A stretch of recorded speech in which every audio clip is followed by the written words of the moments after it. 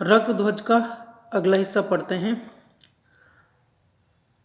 पिछली क्लास में हमने पढ़ा रक्त ध्वज जो नाटक है उसका तीसरा दृश्य है।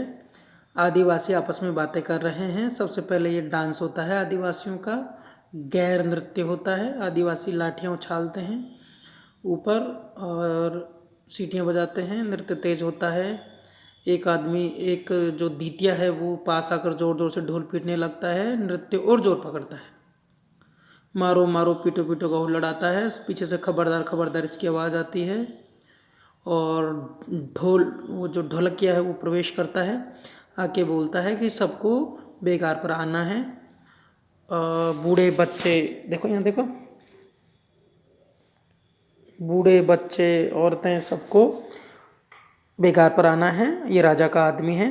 सबको ये मैसेज देता है कि जो बेगार पर नहीं आएगा उसकी खैर नहीं है। पानी में रह के मगरमच्छ से बैर नहीं करना, सब सावधान हो जाओ, यानी आप सबको आना है बेगार पर। ढोलकिया चला जाता है। आदिवासी आपस में बात करते हैं। सर मुड़ाते ही ओले पड़े, यानी हमने गोविंद स्वामी से वचन लिया था, वचन दिया था उनको कि हम बेगार नहीं करेंगे चाहे मर जाएंगे। लेकिन देखो हमारे वचन देते ही और गोविंद स्वामी के यहाँ पे आते ही, आने वाले हैं ना इस एरिया में, ये सब बेगार करने का हुक्म आ गया है।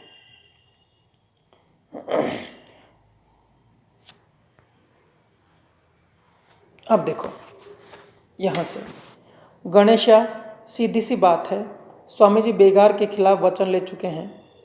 गणेशा बोलता है, यह तुम कैसे कह सकते हो कि काम बेगार से ही होगा? ऐसे काम बेगार से ही होते आए हैं, अब क्या कोई नई बात होगी? सुवान बोलता, टक्कर होगी, भिड़ंत होगी, जोरदार भिड़ंत। महारावल और फिरंगियों की फौज हमारी चटनी बना डालेगी। शायद बना डाले, वचन दिया है तो उसे निभाएंगे। अब देखो दीतिया, भोले वाले आदिवासी हैं, देखो दीतिया क्या बोलता है। गोविंद स्वामी अवतारी पुरुष हैं, उनके सामने फौज की शक्ति क्या करेगी? वे जादू मंत्र से सबको बुड़की, बुकड़ी, कुकड़ी, भाकड़, चाचड़े आदि बना देंगे, यानी बकरी का बच्चा, भेड़ का बच्चा, मेमना, है ना, बंदर बना देंगे, सबको जानवर बना देंगे, है ना। गणेशा हंसता है। महारावल की आंख खुल जाएगी, होश उड़ जाएंगे। स्वामी जी बहुत ऊंचे पहुंचे हुए महात्मा हैं। इनको ये लगता था कि गोविंद स्वामी तो कोई महात्मा है। गांधी जी के बारे में भी लगता था और उनको बोलते भी थे लोग महात्मा गांधी। तो मेलांचल में और रेणु की कई कहानियों में ऐसा आया है कि गांव में गांधी जी एक महात्मा के रूप में सिद्ध थे, जो अपने हाथ रखते ही सारी बीमारियों को, सारे दुखों को दूर कर देता है। वो ये मानने को तैयार नहीं थे भोले भाले गांव के लोग कि गांधी जी एक राजनेता है। उनको तो लगता था कि कोई ओझा, तांत्रिक या कोई महात्मा सिद्ध पुरुष है जो अंग्रेजों को अपने जादू से, अपनी ताकत से, अपनी पारलौकिक ताकतों से या अपनी चमत्कारों से भगा देगा। ठीक वैसे ही जैसे ये आदिवासी बात करते हैं कि गोविंद स्वामी तो कोई महात्मा है, अंग्रेजों को अपने जादू से बकरी, भेड़, हिरण का बच्चा बना देंगे, जानवर बना देंगे। सुना है उनसे दरबार भी डरने लगा है। दीता बोलता है कि गोविंद स्वामी तो पहुंचे हुए महात्मा है और दरबार भी उनसे डरने लगा है।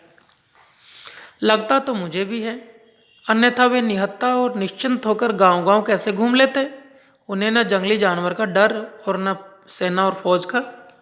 ऐसा कैसे हो सकता है? मुझे भी ऐसा लगता है कि गोविंद स्वामी जरूर पहुंचे हुए आदमी हैं, तभी तो गांव-गांव पैदल घूम लेते हैं, ना उनको डर लगता है, ना भय लगता है, और जंगली जानवर तक उनको परेशान नहीं करते और गांव-गांव घूम लेते हैं, राजा के खिलाफ बोल रहे हैं। इसका मतलब जरूर वो सिद्ध पुरुष है। आगे देखो, सुवान, स्वामी जी अवतारी पुरुष हैं, अवतारी पुरुष हैं वो, यानी उन्होंने अवतार लिया है। आगे देखते हैं, यहां से देखो, गणेशा, तो हो जाने दो यह युद्ध। युद्ध, युद्ध यानी युद्ध, पहले ये का जय हो जाता था, जैसे यशोदा का जसोदा, यमुना का जमुना, यज्ञ का यज्ञ, और यान में जा रहे हैं यानी जान में जा रहे हैं। पहले यान यानी गाड़ी में बैठ के जाते थे तो उसको बोलते थे जान में जा रहे हैं। यान, यान में जाते थे ना, यान यानी गाड़ी, यान यानी गाड़ी। तो पहले शादी ब्याह में यान में बैठ के जाते थे, तो अब भी बोलते हैं जान में बैठ के जा रहे हैं, जान में जा रहे हैं, जान में, उसकी जान में ना। शादी में जाते हैं तो जान बोलते हैं।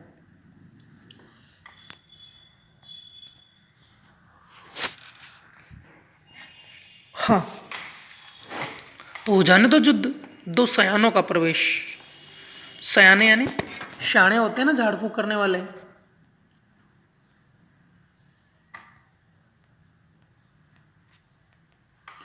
यानी तांत्रिक कह सकते हो इनको, तंत्र विद्या करने वाले। तो दो सयाने आते हैं।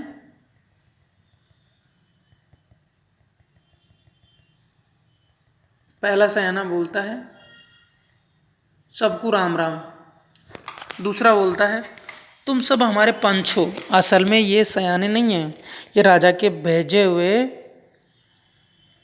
राजा के आदमी हैं, भेदिए हैं, राजा के आदमी हैं, गुप्तचर हैं, राजा का माहौल बनाने के लिए आए हैं। सबको राम राम। दूसरा सयाना बोलता है तुम सब हमारे पंच हो, हमें मुझे मंजूर है। पहला सयाना बोलता हाँ मुझे मंजूर है। दूसरा सयाना मेरा तो प्रस्ताव है, यहाँ के मानुक समझदार हैं, यहाँ के यानी इस खेड़े के, इस गांव के, इस जगह के लोग मनुष्य समझदार हैं। ये दोनों राजा के आदमी हैं, नाटक कर रहे हैं, ड्रामा कर रहे हैं। नाटक तो ये है ही, लेकिन ये दोनों उल्लू बना रहे हैं, मूर्ख बना रहे हैं आदिवासियों को। ईमान धर्म वाले लोग हैं, यहाँ के लोग ईमानदार हैं, समझदार हैं, ईमान धर्म वाले हैं।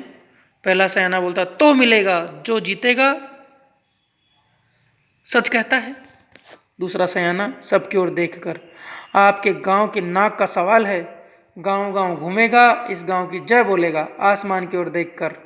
आज जंतर मंतर की परीक्षा है, कसम उस उस्ताद की जिसने जंतर मंतर फूके, मुर्दे में जाल डालना सिखाया, मुर्दे में जान डालना सिखाया। कसम अष्टभुजा की, कसम बाप जी की, कसम भैरव बाबा की, जो होगा अजूबा होगा, ऐसा होगा जो न कभी पहले देखा न सुना। हाँ तो मेहरबानो, सवाल आपकी इजाज़त का है, सवाल दो जानों में से एक जान के खोने का है। ये दोनों भीड़ इकट्ठा कर रहे हैं, करतब कर रहे हैं। सयाने आए हैं गांव में, दो लोगों को आकर्षित कर रहे हैं, अपने चारों तरफ इकट्ठा कर रहे हैं ताकि अपनी बात बता सके, अपना मैसेज दे सके, अपनी विचारधारा फैला सके, राजा की बात बता सके, लोगों को मूर्ख बना सके। तो दोनों लोगों को इकट्ठा करते हैं और बोलते हैं कि हम दोनों में से कोई एक जिंदा रहेगा। ड्रामा कर रहे हैं, उल्लू बना रहे हैं। द्वितीय बोलता यहाँ हत्या नहीं होगी। पहला सयाना चिंता नहीं, ये बर्बादी का सौदा है, दो तांत्रिकों में ठन चुकी है। राजा के आदमी है, कोई तांत्रिक भी नहीं है और कोई ठनी भी नहीं है। यहां नहीं तो कहीं और जिंदगी और मौत का ये तमाशा तो अब होगा, जरूर होगा।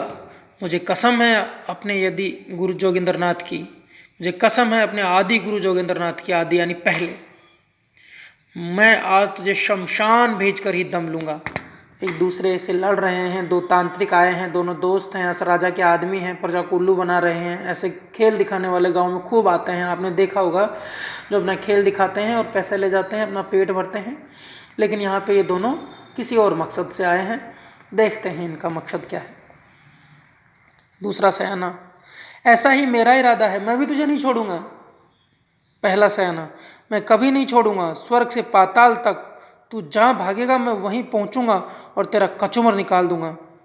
दूसरा सयाना चीखता चिल्लाता क्यों है, पलक झपकते ही धरती सूंघने लगेगा। अपने चारों ओर खेड़े की ओर देखकर तो हुजूर करें जंतर तंत्र का खेल शुरू। पहला सबसे पूछ तो लिया है। द्वितीय शुरू करो अपना मायावी तमाशा। चिल्लाता क्यों है, पलक झपकते ही धरती सूंघने लगेगा। अपने चारों ओर खड़े लोगों की ओर देखकर तो हुजूर करें जंतर मंत्र का खेल शुरू। जंतर मंतर की बात हो रही है, खेल शुरू करने की बात हो रही है।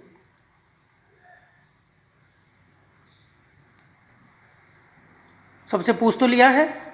हाँ बोलता है सबसे पूछ लिया है। दूसरा सयाना बोलता है मैं भी कभी नहीं छोड़ूंगा स्वर्ग से पाताल तक, तू जहां भागेगा वहीं मैं पहुंच जाऊंगा, तेरा कचूमर निकाल दूंगा।